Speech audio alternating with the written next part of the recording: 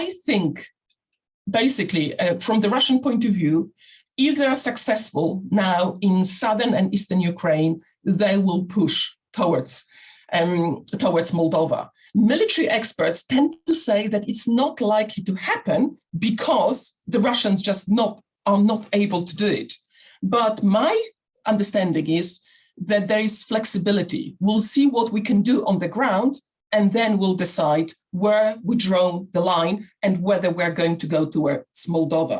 Moldova has a large contingent of Russian speakers, not only in Trans-Dniester, but in Moldova proper.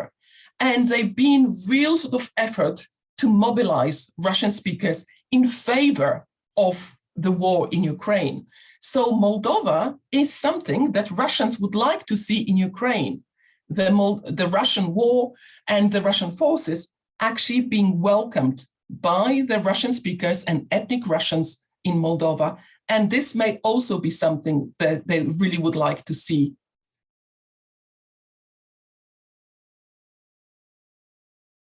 Putin presents himself, as Mr., who is the mastermind, and he's the front man, and he really decides everything. Actually, there is a lot of power struggle, a lot of contestation, and this results in what we can see as incoherence and inconsistency in Russia's behavior. And it seems to me that Moldova is such an example. We don't know whether it's a taste of things to come or whether it is actually to show, almost to detract attention from Ukraine. Okay, we may not get progressing so far in Ukraine, but look, we are actually, there's an escalation in Moldova, almost sort of trying to distract attention from Ukraine, or whether actually it is of preparation, putting Trans-Dniester on red alert in preparation for a land invasion.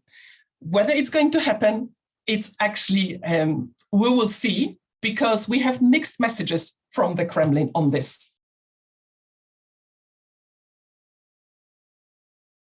Despite the difficulties, we talked a lot about the Russian military underperforming in Ukraine, but Moscow is not giving up.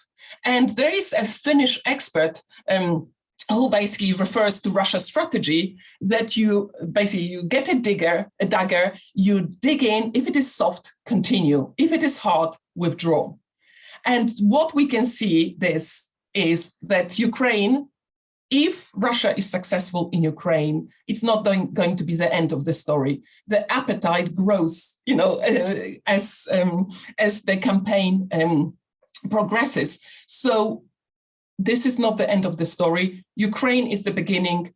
If Russia succeeds in Ukraine, Moldova will be next on the menu.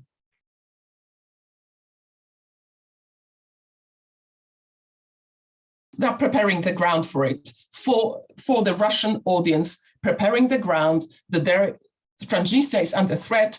It needs to be basically defended in the same way that we had the narrative about Donbass and genocide there and the instability, and it needed to be defended, and Moldova could be next.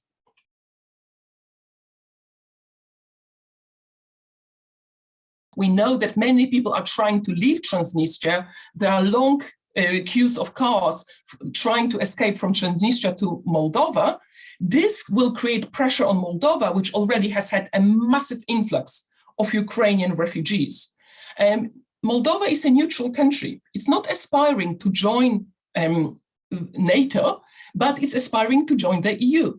So it may be also to basically export instability to Moldova to ensure that it's seen as a trouble when it comes to joining the EU. But I don't think what we see in Moldova is going to basically change the perception and the strategy vis-a-vis Ukraine or Moldova itself.